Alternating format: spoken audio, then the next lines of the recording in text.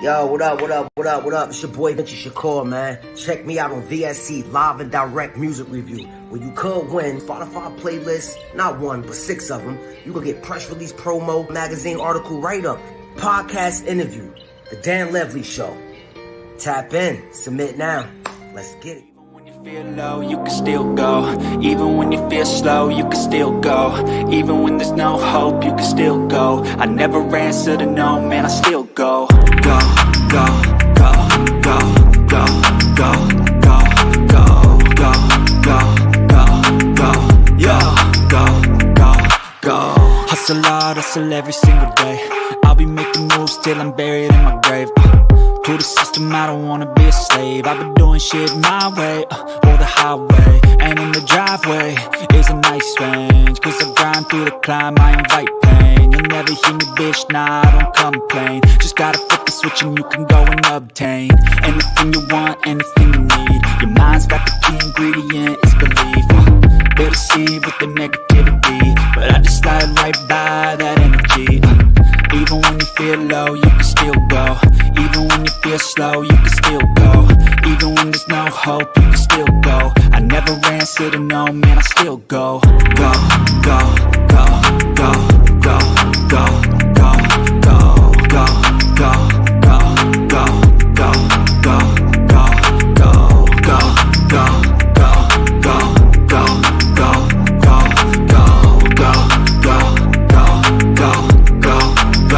go, go.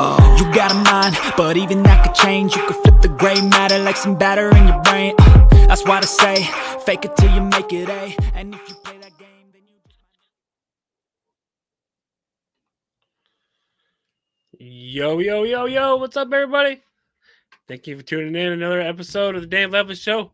Coming at you in the old time, which we'll be going back to here pretty soon once football season starts. We're not going to compete with the NFL. We're not going to try and do that.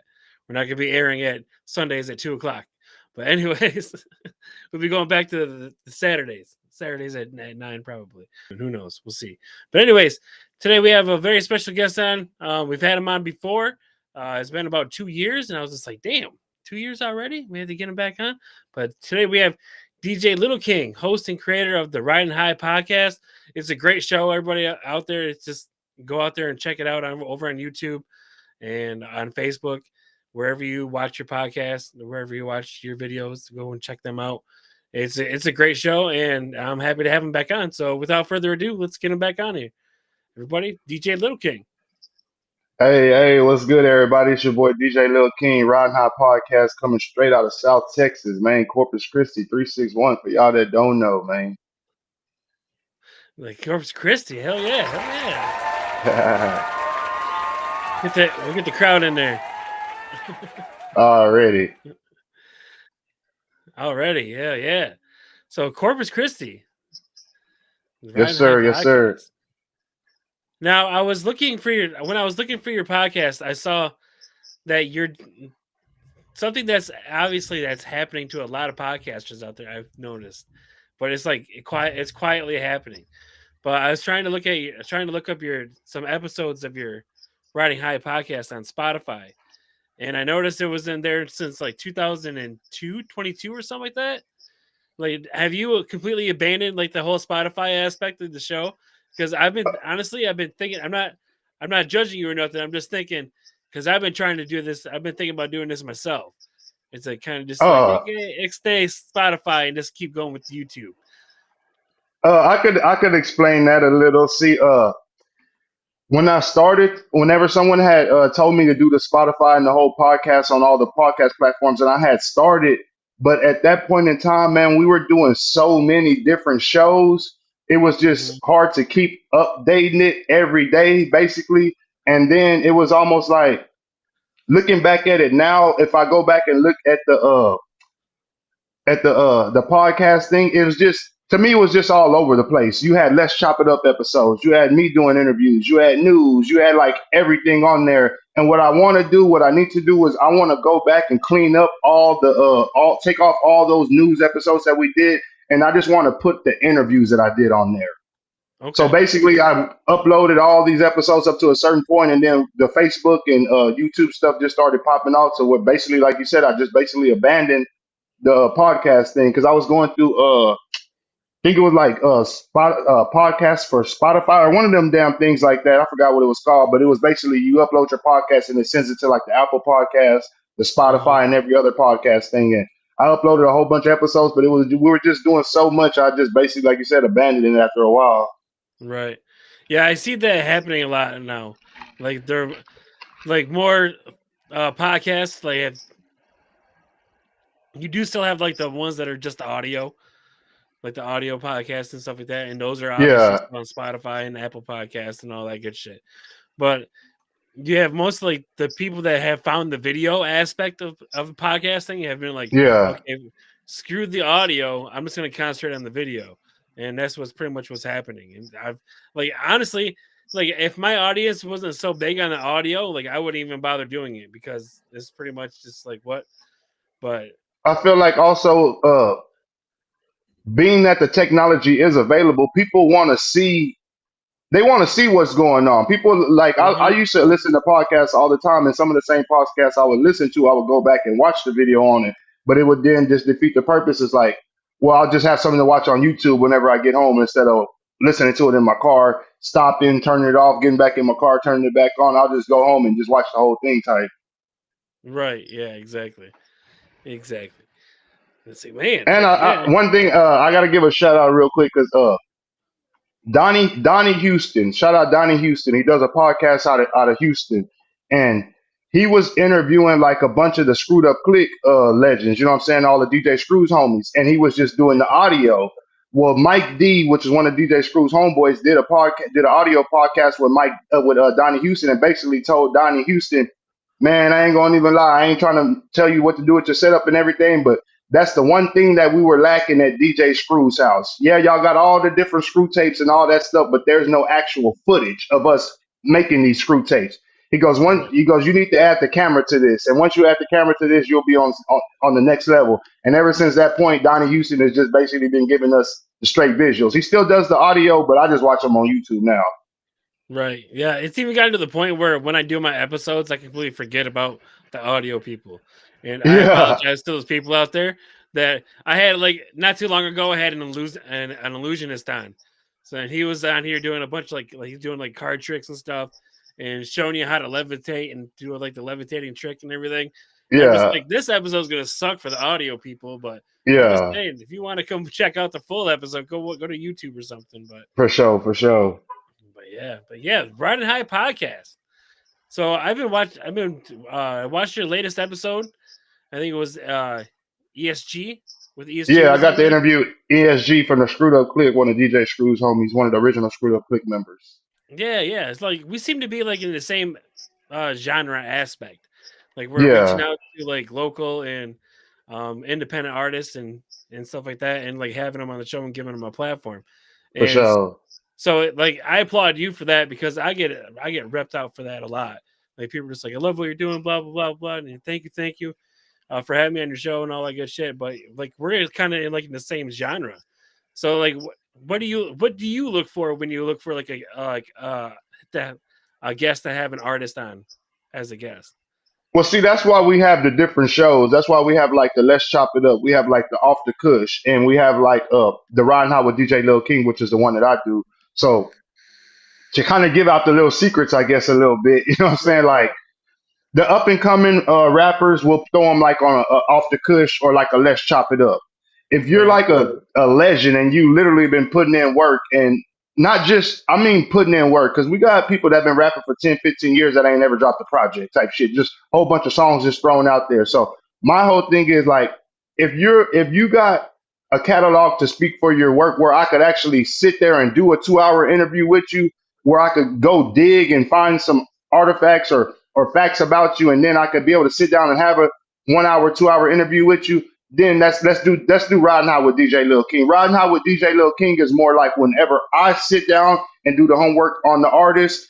Mm-hmm. Whereas like let's chop it up, that's just no homework needed. Just bring the artist in. We're just gonna ask him some questions. With Scoob's Off the Kush podcast, that's more like he's gonna do his homework and then he's gonna bring the artist in and ask him his question. So whenever I do like the Ridin High with DJ Lil King, that's me almost doing like a Vlad style interview, but me in front of the camera instead of behind the camera. That's me going and digging for 20 years worth of what you've been doing and stuff like that type stuff. So where I could bring it all up whenever we're doing the podcast. Yeah. Now, how do you like interact with guests that you really can't find anything on the internet about? Like I've had this come up a lot because, like I said, I do independent artists. So a lot of the times when you Google their names, like nothing pops up. So you're like, oh wow. So you really got to dig deep to get any kind of info on these guys. So what do you do when you have like someone that doesn't really pop up on your Google? Then that's when we're gonna put them on Let's Chop Them Up. And then when we put them on, yeah, we'll just throw them on another show because I don't like to do Ridin High with DJ Lil King interviews where I'm not prepared. I'll spend like a week preparing for these interviews, just doing all the background work and all that. But if there's nothing to find on you, then we'll just do like a Let's Chop It Up, and then that's where we'll just sit in front of the camera and we'll get to know you. But we're only going to get what you give us. Hell, if you went and performed in New York at Madison Square Garden and you don't tell us, then we never, you know what I'm saying? We never know, or the audience never knows. So whenever we do it, Let's Chop It Up, it's almost on you to tell us your story. You know what I'm saying? We're giving you the platform to tell us your story, as vice versa, where in Ridin High with DJ Lil King, you're still getting the platform to tell your story, but that's more of, you're going to be more answering the questions that I asked you. But at the same time, if I ask a question and the guest's gonna go on for 20 minutes, hey, I'll let him go on for 20 minutes if it's good content in response to the question that I asked. Right. Yep. I just don't like people just rambling and stuff, just talking about nothing. Talking nonsense like nothing. I've had that. Yep. We're just like, okay, let's switch it up on this. So switch up the conversation. And just, you get those people that just like to talk. And some of these people, like some guests I've had on, like makes my job real easy because they like to. Yeah, talk. Exactly. So those are the ones that I do. Yeah, those are the ones that I like. I've done 2-hour interviews where I've only maybe asked 6-7 questions the whole interview, and those are the best ones. Yep. Exactly, for sure. People that always have a story to tell. Those are like the best. Exactly, for sure. But speaking of stories, though, like last time I had you on. We talked a little bit about music, we talked a lot about podcasting, and then I was just like, okay, we're gonna wrap up the show. And then you're just like, well, maybe next time I can come on and tell my story. And I was just like, well, for sure, let's do that, right? Like, let's do that now. Like, this is like kind of like the part two to like that first episode that happened 2 years ago. So this is pretty much why I asked you on. I was just like, okay, he wanted to tell a story. Let's give him a chance to do so. So you grew up in Corpus Christi, Texas, correct? Yes, sir. Okay. All right. So I grew up on the I was born on the west side, and then shortly after I was born, we moved to the south side. I lived on like the south side like most of my life, growing up like in childhood, and then fell on hard times. We moved to the west side of Corpus Christi, which kind of like it ain't the best part of Corpus, we'll say, you know what I'm saying? Started going to school on the west side, West Oso High School and stuff like that, West Oso Elementary, West Oso Middle School and stuff like that. And then my mom and them fell on hard times. And whenever they fell on hard times, I moved in with my grandparents, and they lived on the south side. And my grandparents were like well off, you know what I'm saying? My grandpa was a teacher. My grandma worked for the school district. So moving in with my grandparents, and then we ended up starting to go to school back on the south side and stuff like that. But music has always been in me. I was like in band, and like I was in band in 6th grade. I used to play the trumpet. Okay. But I hated that because I'll give you a short story. Whenever we were in 5th grade, you couldn't be in band because the school I went to, 5th and 6th grade, was at the same school. You know what I'm saying? Like, I don't know how it is over there, but we have junior highs here, where junior high is just 7th and 8th grade. There's no 6th grade in junior high. And so in 5th and 6th grade, all the 6th graders are playing in the band, and we're in 5th grade. We can't wait to get to band. We get to 6th grade, we get to finally be in band. Everybody named mama want to play the drums, but there's only like 8 spots for drummers. So I got through on the trumpet, man. So 6th grade, I was playing the trumpet. By 7th grade, I told the band director, man, I want to play the drums, man. So he gave me a tryout for the drums. He said, man, you were one of the best tryouts. And from then I started playing the drums, 7th grade, 8th grade, up until high school. And that's where my music journey kind of started. Started making like Slowed and Chopped mixtapes like in 2000. kind of like right after DJ Screw passed away. So almost like to mimic what DJ Screw was doing. Okay. So you like kind of like look up to DJ Screw for the most part. For sure. He's definitely I ain't gonna say one of my influence. He's definitely the influence, which I listened to other DJs over the years and just kind of not say copy, but been influenced by other DJs as well. But DJ Screw is definitely the number one influence. Yeah. Nice. Yeah, there's like what kind of artists? Like, what artists have you worked with out there in Texas? You've kind of moved all around the state, haven't you? For sure, and man, I get asked this question so many times. It's almost like it'd probably be easier for me to answer who I haven't worked with. But I'll name some of the names that I've worked with. Like I've worked with like the Sauce Twins, Slim Thug, Paul Wall, Mexican OT, The Baby. Man, who else we got over here? Zero. Man, there's been like a bunch of like what we can like art in Texas. People could go platinum just in Texas. So these names that we love in Texas, they might not be known in anywhere else, but in Texas they could go platinum alone. And those are the people that we look up to. You know what I'm saying? Like I say, like the Lil Kikis, Lil Flips, people like that. You know what I'm saying? I work with Mike Jones, like Swisher House, all them. Man, I've worked with so many different artists, man. ESG, we've done a couple of events together. We just did the podcast last week. We did events in Austin a couple of years ago. Like, man, I've worked with so many different artists, man. Now, what's it like working with a whole plethora of like different genres and artists too?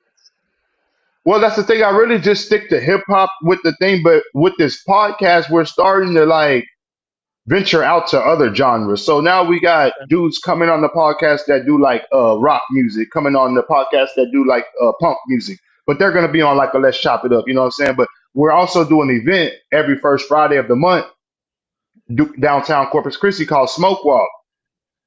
And no disrespect, but we were doing the smoke walks with just a whole bunch of rappers, and the crowd will show up for one rapper, and then the next rapper comes and the crowd's gone. The next rapper comes on, it's a little bit of a crowd, and after he's done, it's gone. We started booking these like rock and punk rock acts, and man, the crowd stays the whole time. Okay. So I'm starting to, and this is just within the last year, I'm starting to notice the difference between like the Corpus rap scene and the Corpus hip hop. I mean, the Corpus rap scene and the Corpus like punk rock scene or whatever. I don't even know what they call themselves, like rock. I guess like I don't want to say heavy metal, and I'm not too familiar with the genre, so I don't want to just say what it is. But I would just say like in the range in the genre of rock, we would just say, you know what I'm saying? Like, right. Man, those people, they stay, they rock out, they enjoy each other. Man, these people are doing mosh pits. I'm like, God damn, bro, this something different. I ain't never seen this before. I'm just used to being at rap shows where people just standing there mean mugging each other and shit. So definitely over the past like year, definitely being able to definitely reaching out to other genres, definitely through the Smoke Walk. Right. And be like I say, having a few over here on the podcast and stuff like that. Yeah. It's a whole different crowd.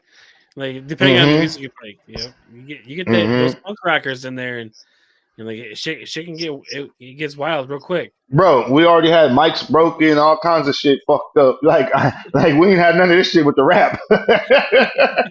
These they showing up with their faces all painted and stuff, and I'm just sitting on the side because I'm one of the coordinators of the event, and we don't have no hip hop going on literally like some of these nights, and I'm pretty sure these people are looking at me like, why the hell is this black dude here? Like he don't look like one of us, but they don't probably have no idea I'm one of the coordinators of the event. And I'm like, I'm just so down with the shit. Like, I'm just so open that I'm not judging them. I'm not sitting here like, oh, I'm strictly rap. Like, hey, that's what y'all do. That's what y'all do. I'm not judging. Hey, y'all have y'all's fun. Because to me, it ain't my cup of tea, but it's still exciting to me. You know what I'm saying? Like, we're still putting on for something.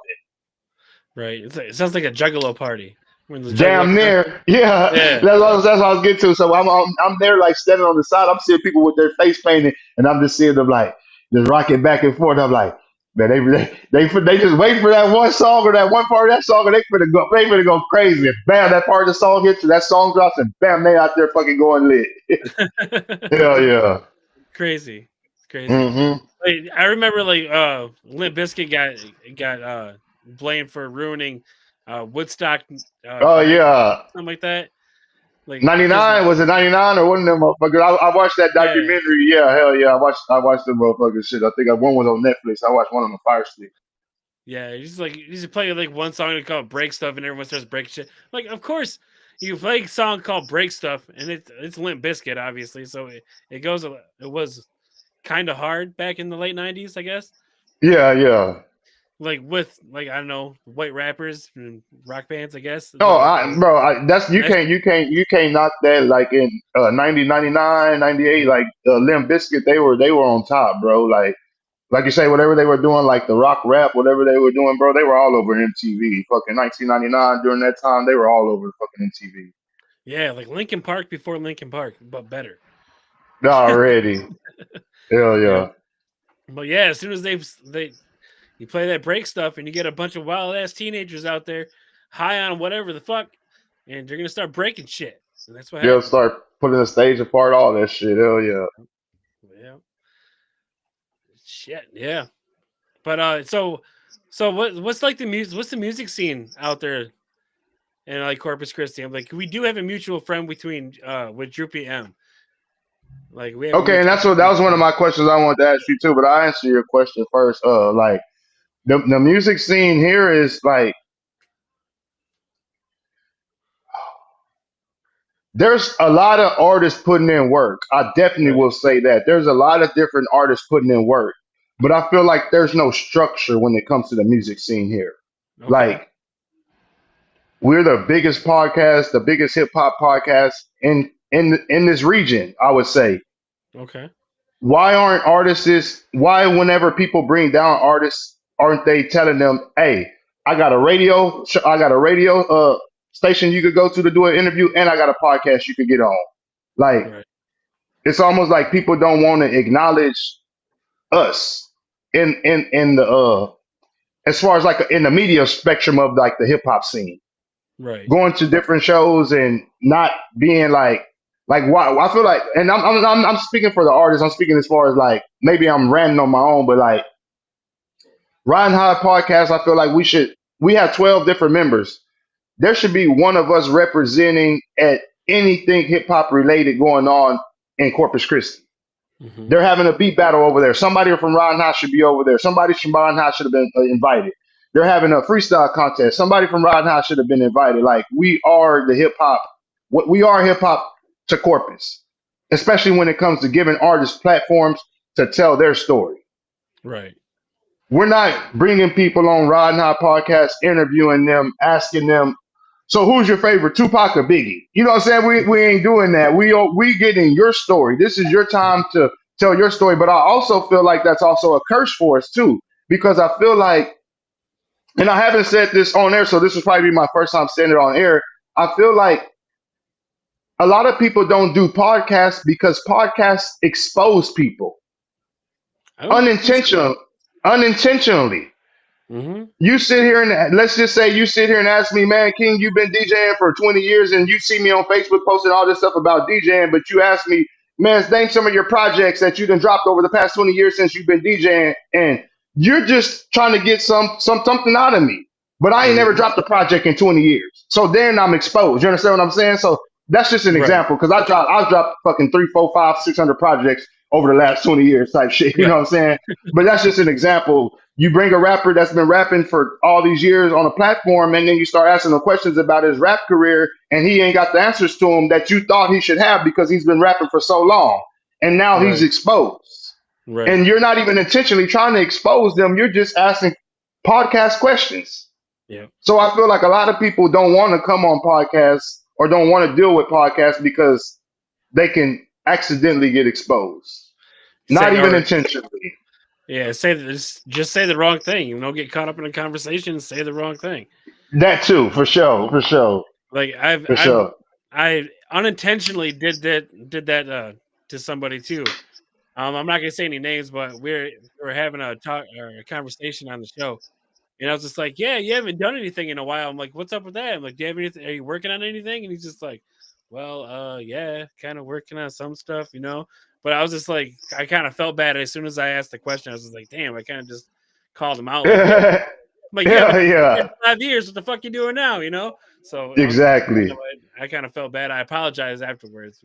We're so cool. I kind of just try to whenever I'm gonna ask that question, I kind of just try to find a good way to word it without Mhm. saying, "What you got going on now?" Right? Yeah, exactly. But that's Exactly. all on that. Let me ask you a question real quick. So, what are your ties to Corpus Christi? How do you even have ties to Corpus Christi?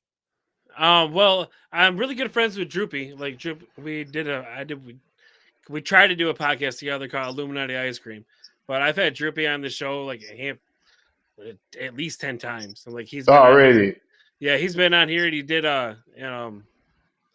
him and AB Da Vinci and T Rex all already, on for here and stuff sure, like that. So yeah, like a lot of like starting out when I started out doing this show and like gearing it towards independent musicians, like a lot of them were from Corpus Christi, like AB Da Vinci and and Droopy for sure. He came on like a handful of times just for me starting out, and I was just like, well, damn, like I like how this is going. So like for them, honestly, if it wasn't for them, I probably wouldn't be still just focusing on the independent music scene. I'd for probably be sure, trying for to do sure. something else. But yeah, Cause you used to do a weed show, right? If I ain't mistaken. yeah, like it used to be called. Already, Yeah, I got the pillow back here, back over here. It's like a little memento from how when it all started. But yeah, this show used to be called "Oops, Caught Me Smoking," and it was already. based around cannabis. And I think when I just transferred it to the Dan Levely Show, that's when you were on. That's when, Yeah, around that was when I around the started time seeing that Drew. you That's why I was seeing Droopy and like AB and them on it and stuff like that. I was kind of like, "Who man? Where's this dude from?" So, what exactly? Not say put you out there or wherever, but what exactly? What area are you from? Because I was telling people, man, I'm about to be on this podcast with this dude. He's somewhere on the East Coast. I don't know exactly where he's at, but he's somewhere out there on the East Coast. oh, we're in Michigan. I'm based in Okay, Michigan. Michigan. Already for sure. Already, we're like north, south, central Michigan. More like central. I'm about 2 hours north of Detroit, so about central. Already for sure. For sure. Already. But yeah, it's like yeah. So I had the Oops Caught Me Smoking at first, and that was just geared around cannabis. And then I started having guests on, and I was like, I kind of like how this is going better. So then I tried to mush them, but then I wasn't getting any exposure because Facebook and YouTube were like, nope, cannabis is still bad, so you can't say anything or add. I couldn't do Yeah. ads or anything like promote or anything like that with that being the central idea around the show.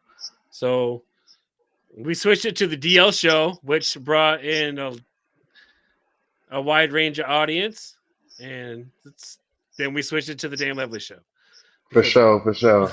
yep, yep, Already, man. Let's pick up a little bit more on my music journey real quick. So yeah, around 2014, I dropped the mixtape. Man, I had did some time like in 2011, 2012, and whenever hmm I got out, I had did time in like a halfway house and all that stuff, and I got out, and I was like, man, I'm about to put me a project out.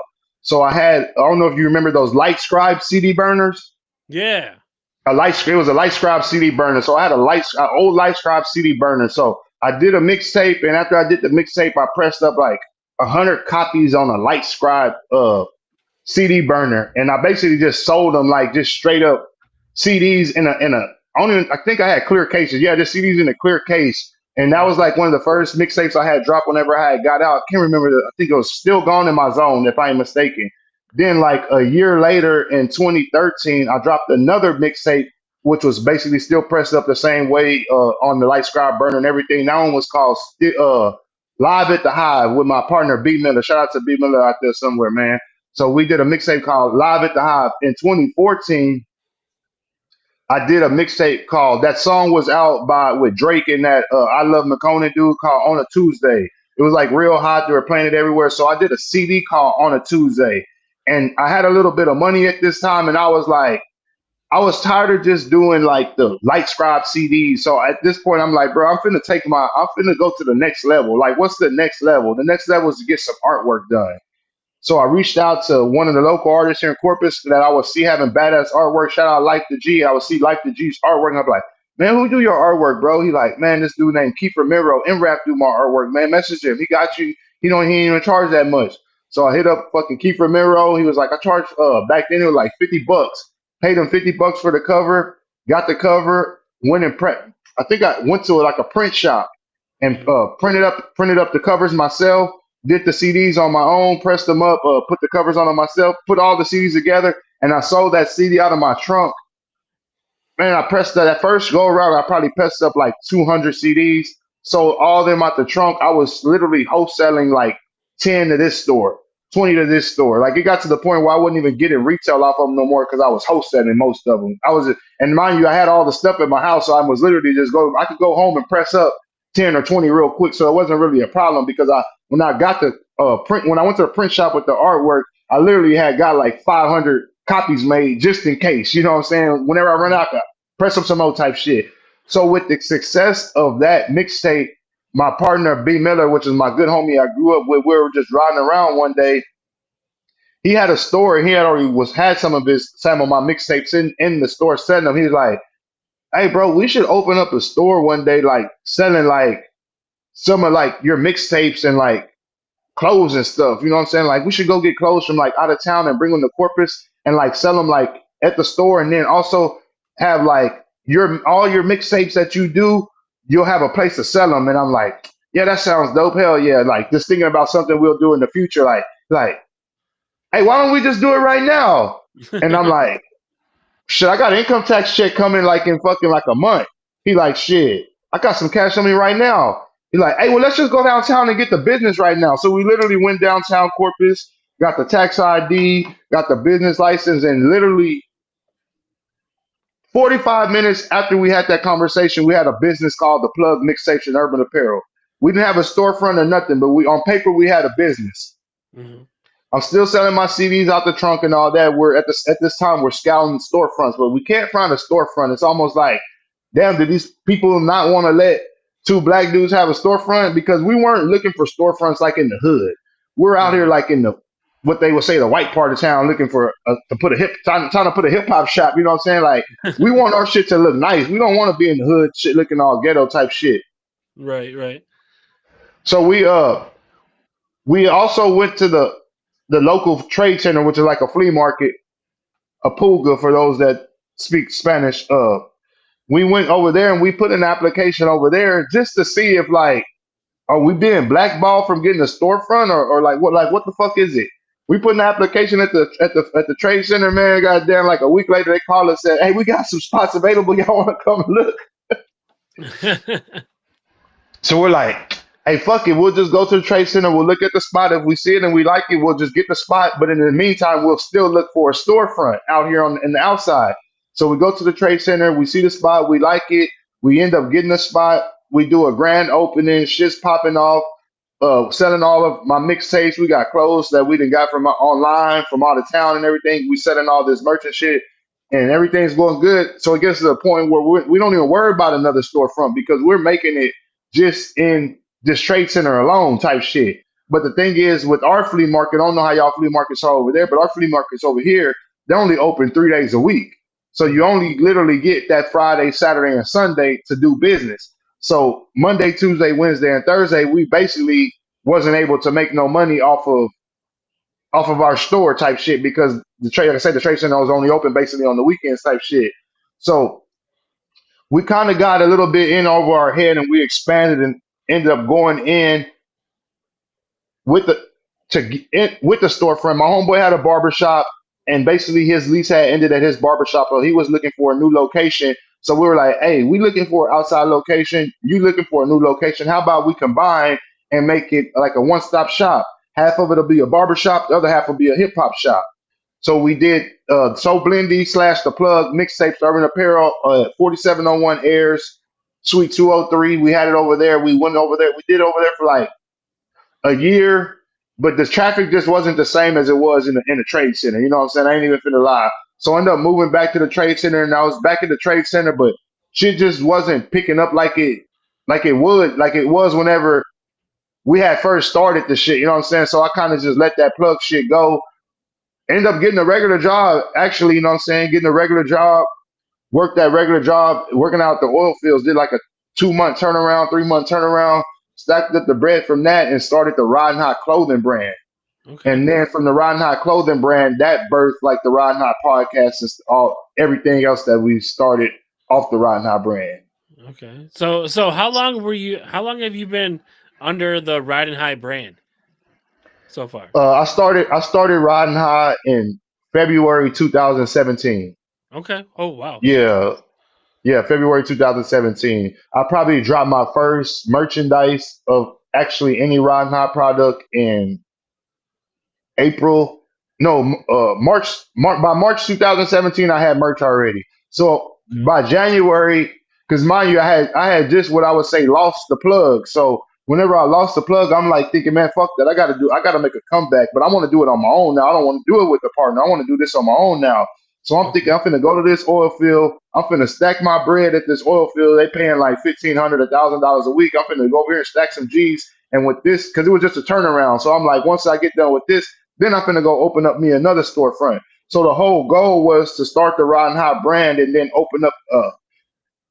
And see, that's where I got confused too, because I was unsure if I wanted to open up a Ridin High storefront or another storefront that was almost like the plug where I sold Ridin High merch. Ridin High would be like the house brand, but I would also have like the Zero mixtapes, the Slim Thug mixtapes, and the Paul Wall albums, and all the clothes from Houston and all, you know what I'm saying, like the screwed up click shirts and stuff like that. But Ridin High would have been like the house brand. But then I was stuck between just doing a store that was just straight Ridin High. Like everything you come in this motherfucker is straight Ridin High. Towels are Ridin High. Shirts are Ridin High. Crop tops are Ridin High. Everything in this bitch is a Ridin High store. You know what I'm saying? I was caught between like, you know, like Diamond Supply and shit like that, like the Hundreds and all them street brands that were popping off at that time. And you go to LA and you go into the Diamond Supply store and it's just straight Diamond Supply. You don't walk into the Diamond Supply store and see Levi's for sale on that bitch. It's just straight. Right. You know what I'm saying? So I kind of got caught between figuring out what I wanted to do. And by that, I just ended up doing nothing. So basically, I just had the clothing brand and I rode the clothing brand for so long. And I still do have the clothing brand. I just haven't pressed up no merch in a long time because I just been focusing on the podcast. But everybody always asking, man, we need some new Ridin High hoodies. Man, we need some new Ridin High merch. Man, we need some new Ridin High stuff. So I do got some Ridin High designs in the vault. I'm just trying to figure out the best way to go to get this shit pressed up, because I like to give, when I sell merch, I like to sell it at an affordable price. People do $50 shirts, $60 shirts. Man, I like to do $20, $25 shirts. You know what I'm saying? I understand now times have changed and shirts are going to go for $30, $40. You know what I'm saying? And I think some of the designs that I'm coming up with that I have in the vault are going to be like $40, $50 shirts. But I still want to be able to give the people that simple, badass $20, $25 Ridin High t-shirt. Right. So right now I'm just trying to find the best, because the people that I was going to make my merchandise, they basically about to close up shop at the end of the month. Right. Yeah. I tried the whole merch thing. Like it went good for a little bit. Like, I mean, when I was like with the Oops Coffee Smoking, like merch like was gold. Like I was selling pillows, I was selling shirts. I had the logo. I had the little weed guy in the back and everything. And then when I rebranded, that's when it was just like, oh shit, we're done. But it's just like, God you still buy damn. the old stuff, but yeah, it was just like, yeah. But Yeah. we'll get back in the game eventually. But For right sure, now, for sure. I'm just kind of enjoying the whole broadcast part of it right now. But yeah, For sure.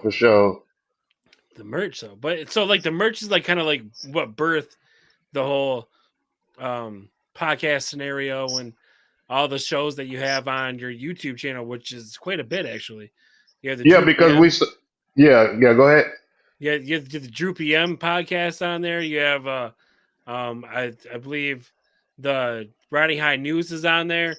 Yeah. DJ Riding High with DJ Lil King, that's on there too, and there's like 3 or 4 more of them too. I was like, We got the Ridin High Sports, we got the Ridin High Concert Series, and we just started 2 new shows, one called Man Look with Daddy Cree, and we also got Freaking You with my boy Freak Man.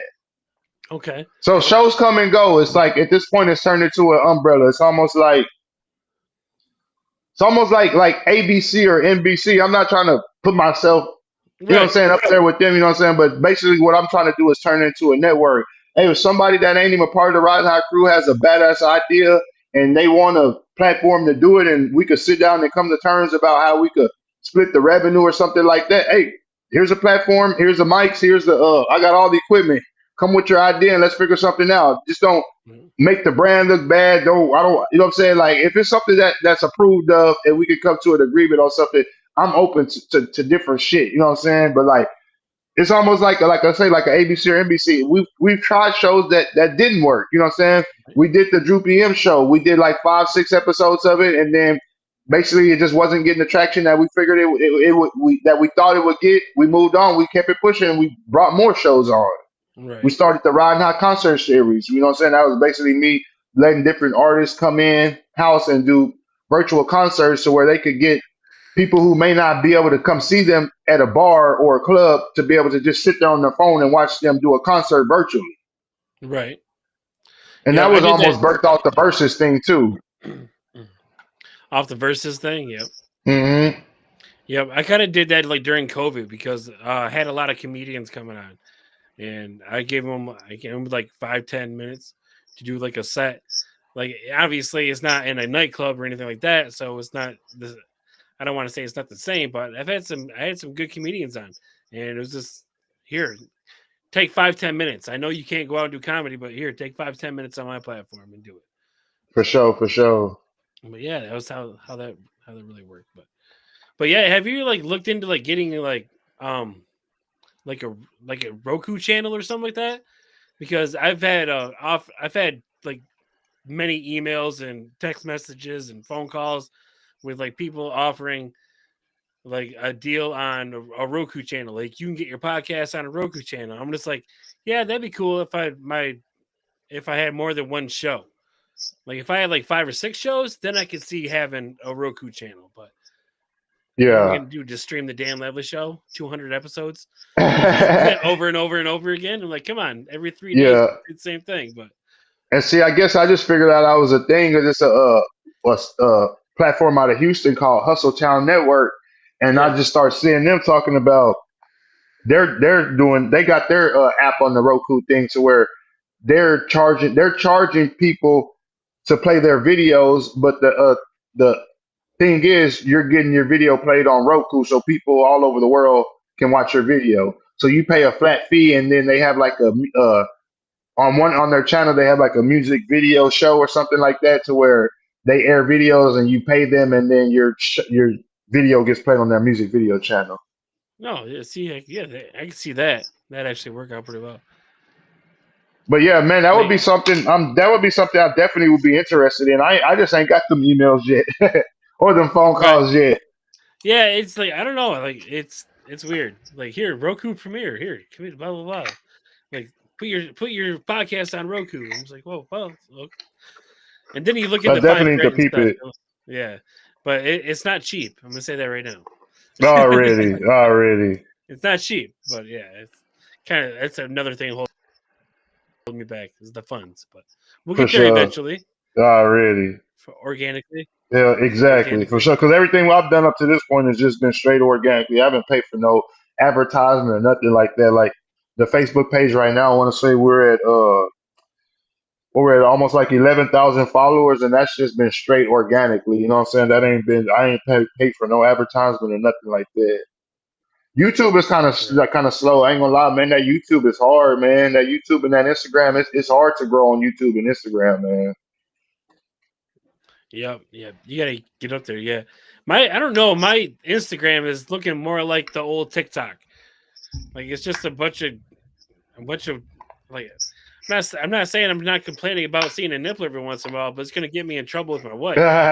But like Instagram, like you get all these girls shaking their asses on Instagram all the time. All of a sudden, I was like, when did Instagram become TikTok? Why is this? Did it switch? Yeah, Instagram is So now I'm on crazy. TikTok Hell most of yeah. the time. But then Yeah. they flag me as soon as I post a fucking piece of bud or something on that motherfucker. Yeah. Hell yeah. Like what the fuck? Like yeah, girls can show whatever the fuck they want, but I say fuck one time and I get in trouble. What the Hell hell? yeah. Yep. Damn. Yeah. The social media games. It gets easier as time goes by, but it still has its weird quirks. You're just like, what the fuck? Like every time. Yeah, but then also try to preach too, because I saw a homie on Facebook the other day talking about that he gets all this engagement and all this, you know what I'm saying, this insights on his insights and stuff, and he's not making no money on his Facebook. And I was just sitting there like 2 o'clock in the morning. I'm sitting there. I'm like, he made that post. Let me go to his page and see why he's not making no money. So I went to his page and all his content that he's posting is just straight up stolen content. You know what I'm saying? Oh, so you just copy and paste it from Copy and somebody paste, else? not even sharing it, just copying and pasting it. And I'm like, nah, like you can't monetize on other people's content. You have to like they ain't playing with that shit. This ain't 10 years ago, 5 years, even 5 years ago. You know what I'm saying? Nowadays, it literally, if it ain't your original content, man, you ain't making nothing off of that shit, and you're also putting yourself in danger of losing your page and all that shit by posting content that ain't yours. So what I had to do is I had to Yeah, go and yeah. clean up my whole Facebook page, my personal page, but I still need to go clean up the podcast page because at some point we were posting all those clips for like the Ridin High News, and we were just like posting like a bunch of just wild content clips and shit like that. But all that shit eventually gets flagged, and then once it gets flagged, you're just putting your page at risk of not being able to monetize, and also putting yourself at risk of losing your page by sharing unoriginal content. Yep. Yeah, we have like flagged with our sports show. We got flagged for playing like replays, like NBA replays or something Oh like that. shit! Like we'll pull like a clip off of YouTube or something, and we'll like play it on our show. Like honestly, I'll alter the clip. It's not like the original Yeah, clip, but it's still they're just like, hey, stop doing that. And then you get hit with copyright, and they're just like, okay, flag. Now you're suspended. Now you can't do shit. exactly. So Hell yeah. you gotta be careful with that shit. Hmm. Like I get copyright flags on for this show all the time because I play music. Like I play the artist music, but I have a disclaimer. Everything works out pretty well. Like I have to fight a lot. Like I have to dispute a lot. And is that on Facebook or But YouTube? it's mostly on YouTube. Like Facebook, I really don't have a problem with, but it's mostly on YouTube where I get hit with copyright. I'm like, but I had permission from this artist to play this music on this show, and I got to keep doing this over and over and over and over again. Damn. So that's like you That's the having to way it reach is. out to the YouTube contact team and like let them know. Damn, that's Yeah. crazy. I'm like, hey, I'm like, it's in the like I leave it in the description. There's disclaimers in the description. Already. There's copyright. Yeah, there's the Copyright Act in 1972 in there. So Already. like, come on, man. Like I've given you everything. You stop copyrighting my shit. I have permission to do this, or else I wouldn't be playing it. Yeah, for sure. Like that's kind of the way I Yeah, feel. so my thing around that, what we did was we just got like basically, man, we get like we probably have like 4 or 5 producers that we know. Like I ain't gonna say that are like on the team, but like 4 or 5 producers that are real close to the podcast and shit. And man, they just send us beats all the damn time and let us just use them and shit like that. So Mhm. I just pick the beats that I like, and it's like ain't nobody use this motherfucker type shit. So that way it's an original beat type shit because it's just nobody else has it. The producer send it exclusively to my email, so where Right. we're using this motherfucker and that's it. Well, you're gonna find this nowhere Exactly, else. Nowhere else. exactly.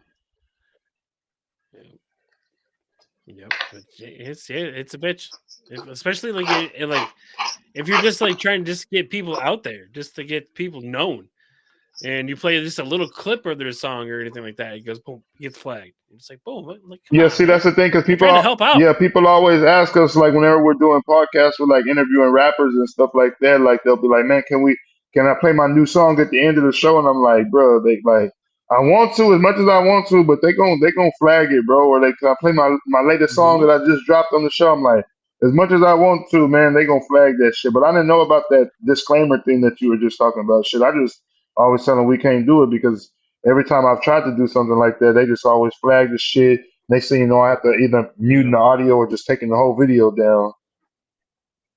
Right. Yeah, I had like messages where it says your video will be muted at this time, and then I go back and look at the video and it's not Mm. muted. So I'm just like, okay, so you just sent me this message for what? Because it's not muted. Like, It's gonna mute eventually. like It maybe it's probably just mute eventually. right. I'm just like, damn, but yep. I do have a few on Facebook that got muted though. Already. I was like, damn, Facebook don't play Nah, though. hell no. They gonna send you Facebook that fucking strike right then and there as soon as you get done. Shit. don't. Yep. You can get blocked. Yeah, you can get you can get suspended real quick off Yep. Facebook. Hell yeah. But you get those haters, the haters that want to report shit that's not really happening. And see, that's why we were posting. That's why I like didn't want to post the content of like other people's content, because then you start getting people jumping in the comments saying, this ain't your video, this ain't your video, and all that. So I basically just told the dudes basically like a month ago, like, hey, if it ain't original content that we create, or it's like like clips or reels from an actual podcast that we did that y'all cut up or anything, just don't post nothing. All that man flying out of a car on the freeway and shit, yeah, it gets hella fucking views, but you can't monetize that shit. And all that shit does, like, it brings hella traction and engagement to your page, but at the end of the day, you can't monetize it, and you're gonna get strikes because more than likely you just stole the content from somebody else. Now, if Right. you Right. get the footage of the crazy shit happening, then that's different. We put the Ridin High stamp on it and we post it. But we were just to the point where it was just we see something crazy on the internet, steal it, post the Ridin High stamp on it, and post it. But then nah, like I Yeah. told them basically, because man, we got like 2 or 3 people, like probably like 3 or 4 people that run like all between the Ridin High TikTok, Instagram, and Facebook. Man, it's probably 3, 4 of us that all run that shit. So I basically just had to tell Right. all them, hey, if it ain't our original content, just don't post it no more, man. Mm-hmm. Yep, it said, yep, you gotta do Mm-hmm. it. You gotta do it. Yeah, I've had people ask me like, if you say buy a song off of like a website and you use it in your video, why does it still get flagged for copyright? And I was like, well because YouTube doesn't Yeah, know. exactly. YouTube doesn't know that you bought that. Yeah. YouTube don't know shit that you bought that. Like, it's still gonna get flagged as long as YouTube sees it as somebody else's. It's still gonna get flagged, even if you bought it or Yeah, not. yeah. No ways around it. No ways around it. So yeah. What do we have going on for the future in the future for the Riding High podcast? What are we doing for it? Ma- Or even like the network, honestly, Riding High Network, because you got so many shows.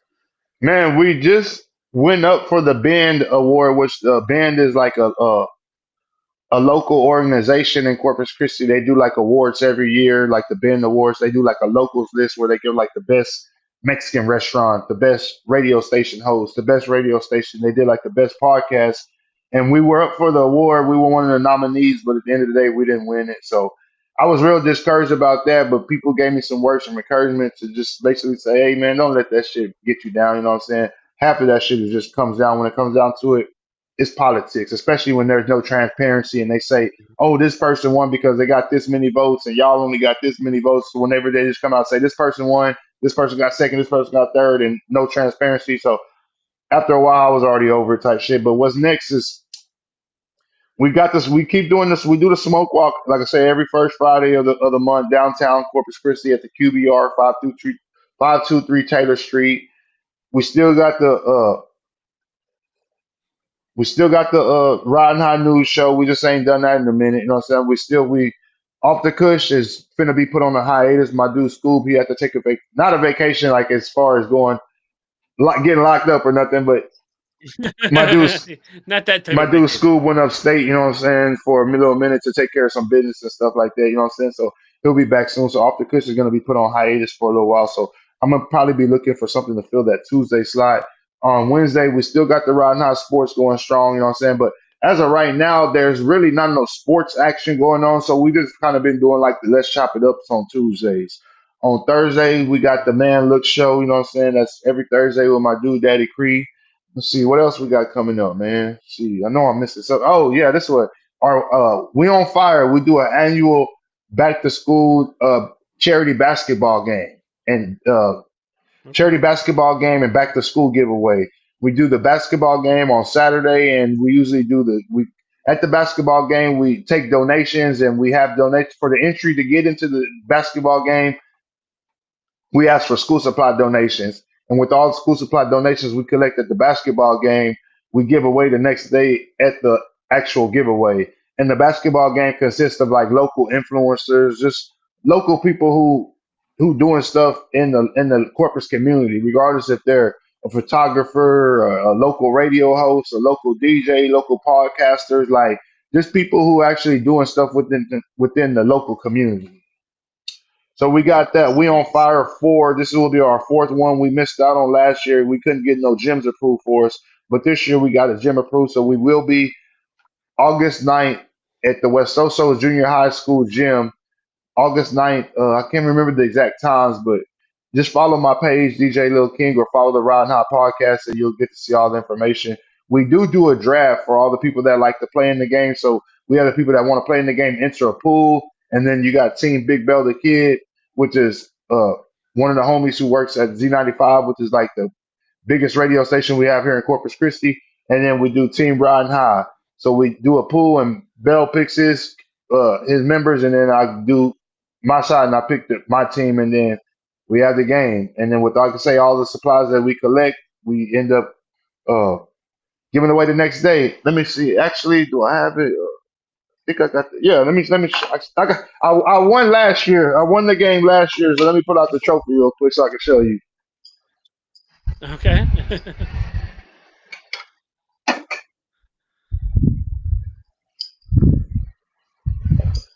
Okay, yeah. I Oh, won. dope. I won last year. My team won. Team Ridin High won last year, so I got to walk away with the trophy. We haven't gotten my plaque yet. It still just say Team Bell. We need to get my plaque that say Team Ridin High on there. But yeah, man. So we do it for the kids every year. We try to collect as much school supplies as we can for like the children that are in need. You know what I'm saying? Because we usually like try to do it in like most of like the low income areas. You know what I'm saying? We don't go to like we ain't gonna be over there in the rich neighborhoods or in the areas where people got money to give away school supplies. We go to like the hoods that are forgotten about type shit. You know what I'm saying? The people that need this shit. Right. Kids that are more likely to go to school the first day without the proper tools that they need. So those are areas that we like to target. That's great. That's For awesome. sure. That's awesome. But you look kick back to the community. For That's sure. great. And I was on the news a couple of years ago, and the lady had whenever she was interviewing, I think she had something like, "What makes you give back to like kids?" And then I was basically told her something along the lines like, "Man, I remember being a kid, like being like one of these kids that was in line to get fucking free school supplies and shit like that." You know what I'm saying? And like even being in line, getting the free school supplies, and then going to school and still being short on school supplies. You know what I'm saying? So what we try to do is figure out most of the supplies that the kids are going to need. So whenever we send them to school, we send them to school first day ready, not first day with Right. half the shit or quarter the shit. We try to send them. We try to fill our backpacks up with everything that they may need to be ready to go for the first 6 weeks of school shit. Right. Exactly. Yeah, that's awesome to do that. Like a little kickback to the community and everything like that. For sure. Yep. Yes. So like the Riding High sports thing, I want to go back a little bit because you said there was nothing sports going on right now other than there's baseball. Obviously, there's always Yeah. baseball. But you don't follow the NBA free agency or anything like that? Yeah. Like this is my favorite. This is my favorite time of year. Yes, but I guess like with that, see, that's the thing too. Whenever we do the Let's Chop It Up with just like the in-house host, because Let's Chop It Up could be like anybody. Let's Chop It Up could be just me and another in-house host. Let's Chop It Up could just be 3 in-house hosts. Let's Chop It Up could be 1 in-house host and each interviewing a group of 3 other people. You know what I'm saying? So whenever we do like the in-house Let's Chop It Ups, that's whenever we could almost like kind of incorporate the sports into like a Let's Chop It Up. So instead of spending an hour doing a sports show, whenever all we really have to talk about is 15 minutes of NBA free agency, we'll just talk about that 15 minutes of free agency and then Let's Chop It Up, but also talk about the Diddy trial and also talk about other stuff going on. You know what I'm saying? So we'll just mix it all up into a Let's Chop It Up instead of doing a sports show, whereas on a sports show, we wouldn't necessarily talk about a Diddy trial or anything going on like that type shit. Like speaking of that Diddy trial, like he was innocent. Man, I don't right? even know what happened. Oh Accounts? yeah, he got found innocent on 3 accounts. He got found guilty on like 2, but he's waiting for sentencing if I ain't mistaken. Yeah. Like, Hell yeah. Mm-hmm. Wow. You might be right. Diddy might not spend a day in prison. Man, oh no, that's just crazy, man. Guess we'll have to just wait and see. That's nuts. Wow. Wow. But are you since you're in Texas, I'm like, are you Mavericks fan, or are you a Rockets fan? Well, we got actually the Spurs are more closer to Corpus than any other team, but Spurs? when it comes down to it, I'm a Rockets fan. I root for all Texas franchises, but whenever it comes down to it, Corpus is like a diehard Spurs town. You know what I'm saying? So I'm kind of one of those that goes against the grain, and I guess that goes back to like my pops. Like my pops was like when everybody in Texas was like a Dallas Cowboys fan.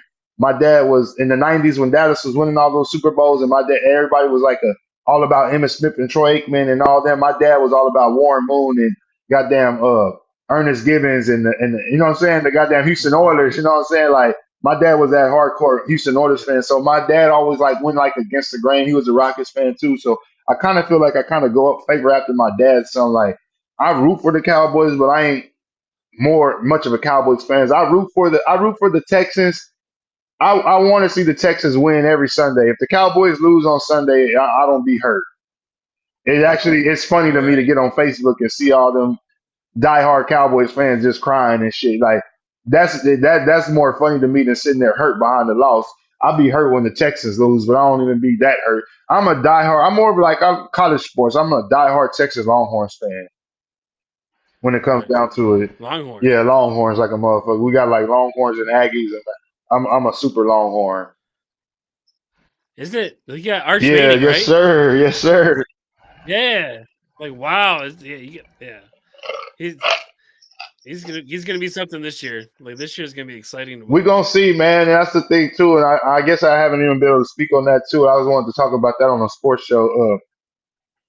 All you see are all these analysts and people praising him and saying how great he's gonna be. But man, I watch every Longhorns game from start to finish, pre games and post games. And I'm just be honest, man. I haven't seen much of Arch to just say he's that next superstar. Like he's shown some shines of glory. He's shown some shines of greatness, but he hasn't played enough for me to just say he's the next he's a Heisman Trophy runner like everybody wants to put him as. Right. Yeah. I can see that. You got to prove it first. If anything, in my mind, the Heisman. I guess to talk a little college football or sports real quick. My Heisman Trophy front runners, I guess, would be in the order of Jeremiah Smith. I'm pretty sure you're familiar with him. You're in Michigan. So you know Jeremiah Smith from Ohio State. The Ryan Williams kid from Alabama. And then I would probably put Arch third. If that would be like my list of like way too early Heisman favorites. I would probably go right. Yeah, that would probably be my order. Smith, Williams, and then Manning. Huh. Yeah. I can see Smith. I do like Smith. Like a great player, but I don't know. I'm trying to start to buy into the Arch Manning. Oh man. Like you haven't really seen Texas up in the forefront in college football in a while until now. Well, really. But that's all due to Quinn Ewers. You know what I'm saying? Like people try to discredit Quinn. Like Quinn has took us to the playoffs for the past 2 years, not Arch. Quinn has. So Arch has just been in a good position to sit behind and learn from Quinn and Sark. So I think that's maybe why the expectations are so high, because we've seen what Quinn did over the last 2 years, and we knew that Quinn was limited in his mobility and he was hurt damn near all the time. So I guess we're looking at Arch with his mobility and him being fresh because he ain't played so much. So it's like, it's your time now. Step up and take the reins. So I see all the potential. I see all the potential for sure. Right. He can't be the only Manning not to have a Super Bowl ring. So it's got to happen. Did Archie Manning have a Super Bowl ring? I'm pretty sure Archie was a good player on shitty ass teams. Okay. He played for the Saints when people were showing up to the stadium with brown bags on their head. Yeah.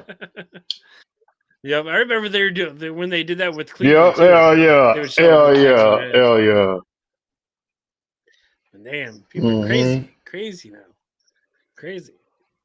But yep, unfortunately, we are running out of time. I'm sorry, I know we did this last time, but we are running out of time.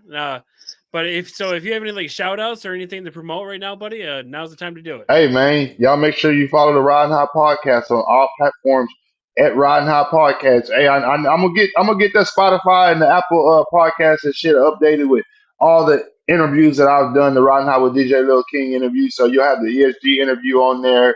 You'll have like the Scagnetti interview on there. You have the Dabadai interview, the Habo G interview on there. So I'll update it with all the interviews that I've done. You know what I'm saying? I'll also, shout out to all the Riding High crew members, you know what I'm saying? Wherever y'all at. Some of y'all out there in New Mexico, shit. Some of y'all here in Corpus, some of y'all upstate, you know what I'm saying? Scoop Doe. Shout out to everybody, all the Riding High crew members, man, wherever y'all at around the U.S. right now, you know what I'm saying? And hey, shout out to the Corpus music scene. I ain't gonna even say rap scene. Shout out to the Corpus music scene, man. Y'all been doing this shit, making this shit look good real recently, you know what I'm saying? It's time for the higher ups to start showing us some respect, you know what I'm saying? To start giving us our due and our props. You know what I'm saying? Like everything goes on in this town is straight up Tejano, a country base. It's almost like they don't want to acknowledge that we even got a hip hop scene down here. You know what I'm saying? It's time for them to acknowledge this shit. You know what I'm saying? We really putting in work in this Corpus music scene. So it's time to be acknowledged, man. Like y'all gonna see. We gonna keep putting it in your face to make you see if you don't see, and that's for everybody out there, man. Y'all keep pushing. If they don't want to acknowledge you, keep putting it in their motherfucking face to make them acknowledge you. Even if they don't want to acknowledge you, make them see it. They might not acknowledge you, but they see it, and that's all that matters. Shit. Right. Damn. Words of encouragement. You got to chop that up, Rand. You got to chop that part up. Hell yeah. But yeah, damn, it's right. Don't let anybody ever tell you no. You can do whatever the fuck you want at any age either. Hell yeah. I've been people tell me I'm too old to podcast, and I was like, fuck. No, man, how the hell is someone too old to do a podcast? I ain't heard that one before. That's my first time hearing that one. God damn. You ain't too old to sit on your ass and have a conversation with somebody. For real. That's crazy, man. Great. But yeah, we will be back on next week, July 20th. We do have a Junior from the Fam coming on from Saginaw, Michigan. Artist from Saginaw, Michigan. So beware of that. And we'll see you guys all next week. And I love you guys. Hey, shout out to everybody north, south, east, central, west, Michigan. Hey, man, South Texas in the building and we out. Yeah, that's right. We out.